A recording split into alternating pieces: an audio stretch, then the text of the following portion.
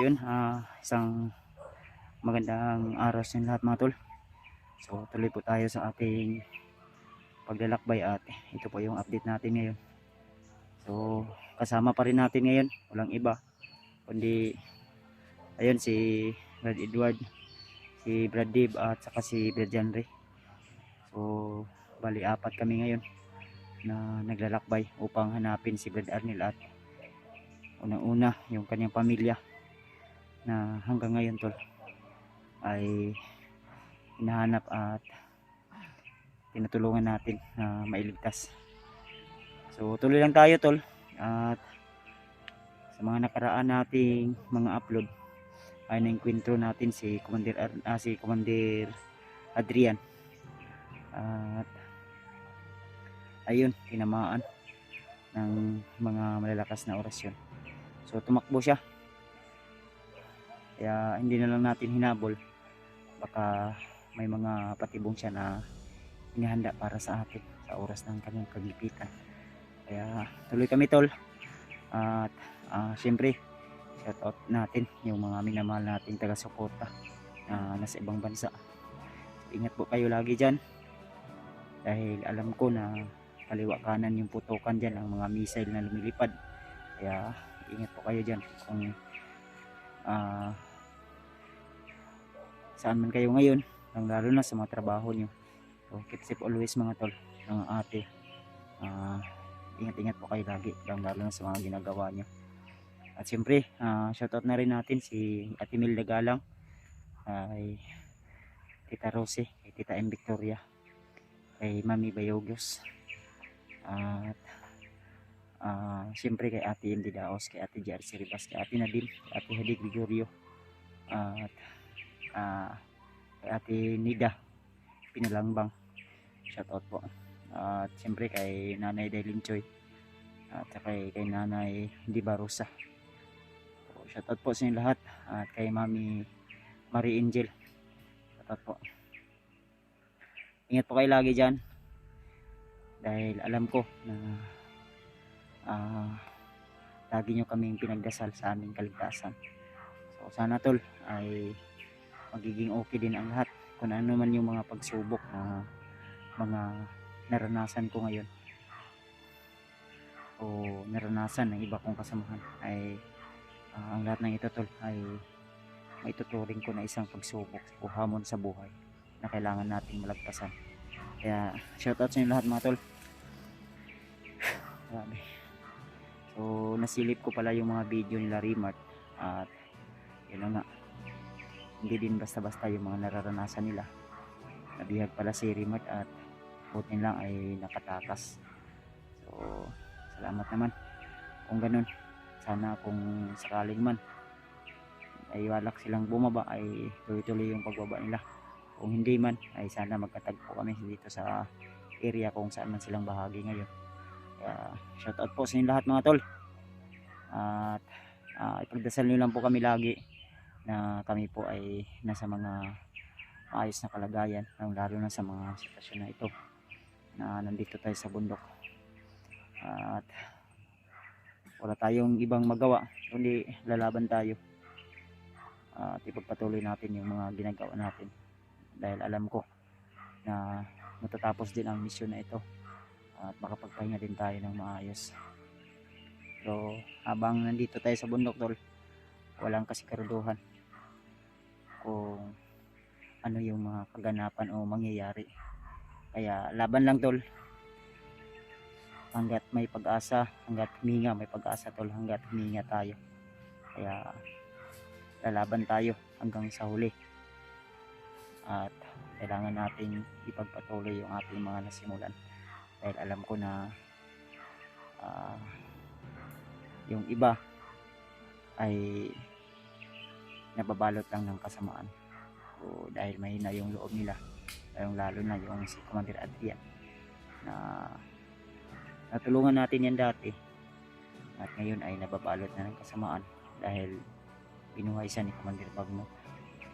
So kailangan nating isubukan, isakripisyo o mga hakbang na kailangan nating mahanapan ng paraan yung problema, mahanapan natin ng solusyon. Dahil alam ko na lahat ng mga problema natin dito tol, naranasan natin tol, ay may mga solusyon. Kaya laban lang tayo tol upang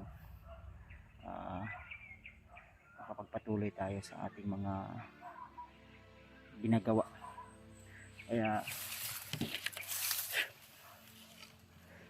nandun yung iba kong kasamahan tol sa unahan, at ako naman dito ako sa kaliwang bahagi.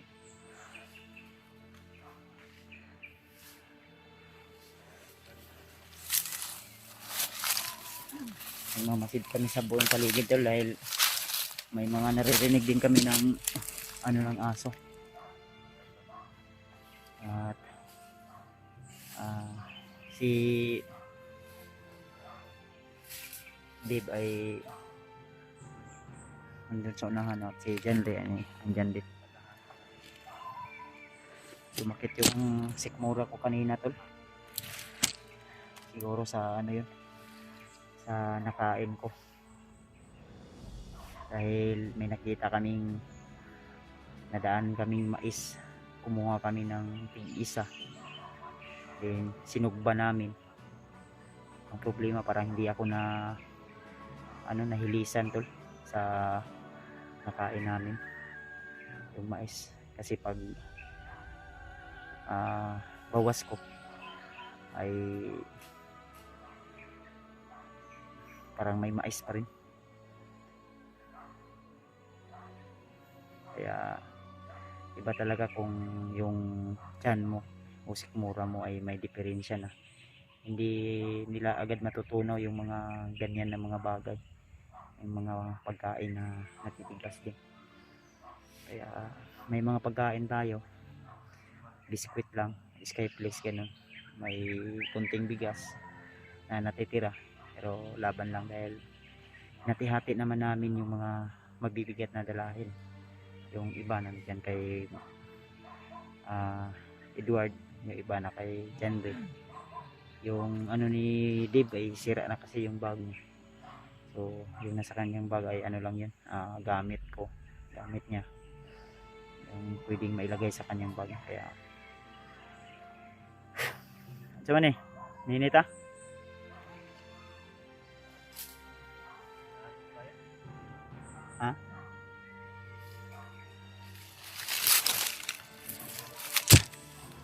may mga aso ba kanina pa yan,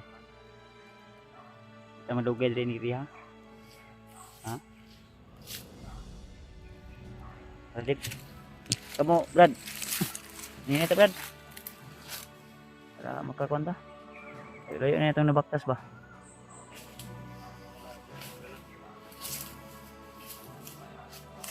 Ini tayo to, kumukulo na yung ko, sikmura ko. Purok lang, magkuha na ba sa kuha na katong ikuha ito nga mais bago sugba, naglain ka pa kung piyan dilo lang gusto o nahilisan.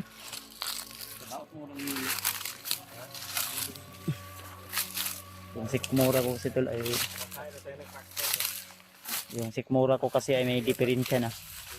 Hindi nyo lang alam tol na yung last ako na sa hospital ay inoperahan ako ng yung lalagay ng kamera sa ilalim ng sikmura ba, may tinatahi, tinitingnan yan.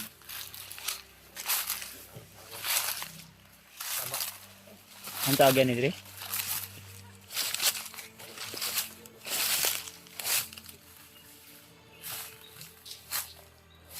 matagi Brad. Lalo man riban daw yung rin na tao sunan tao dire init pa kayo ha.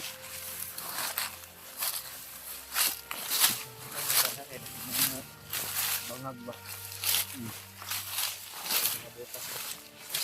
ini bisa bobo ko ang katong butin ba ako ang butin din ina lang to tingog mga butin din ini kasi ako yung makabuhan naman.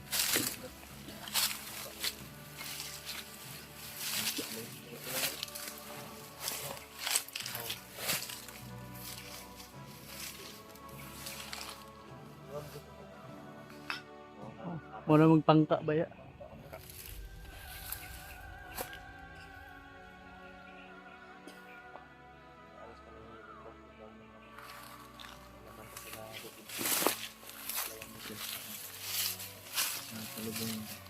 May ingay ba? May ingay ito sa unahan. Okay na akong ganyan.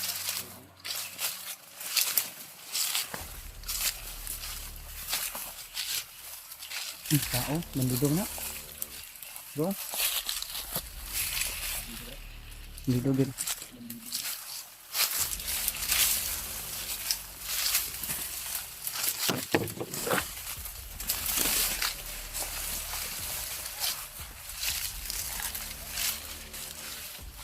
Mandudog yun.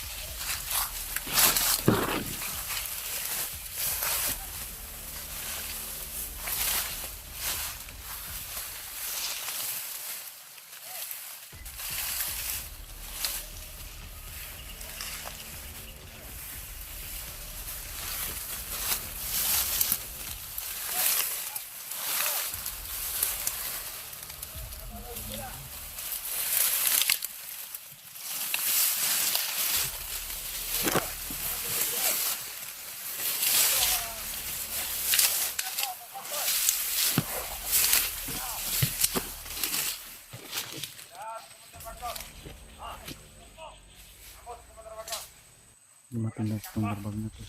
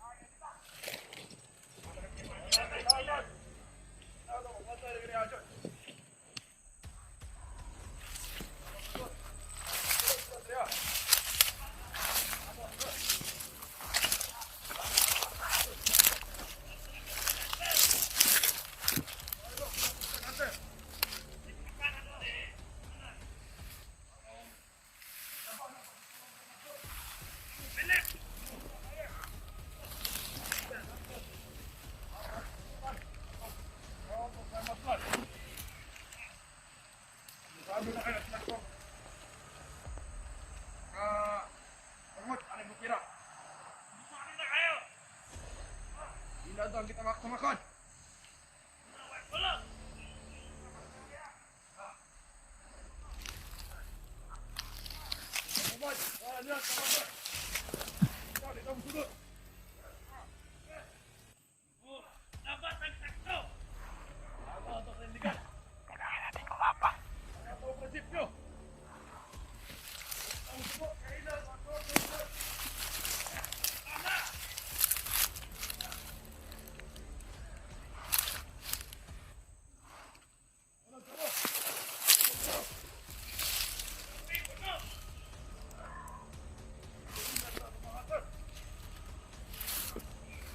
Ginagamot daw si Commander at yan ni Commander Bagnot. Ayan. Kaya alert daw sila tol.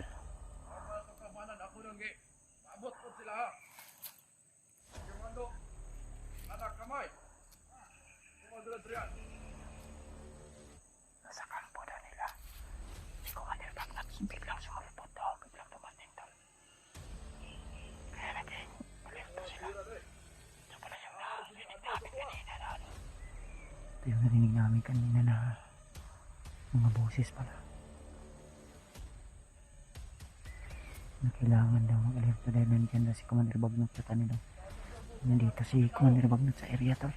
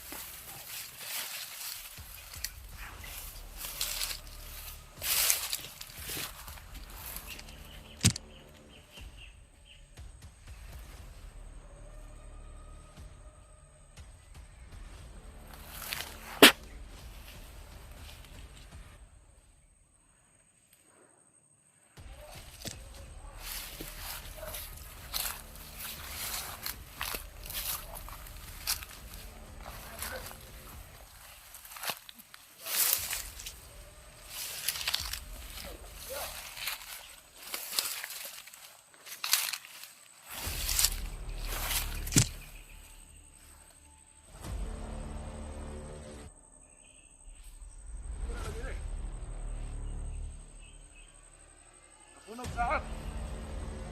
Ay,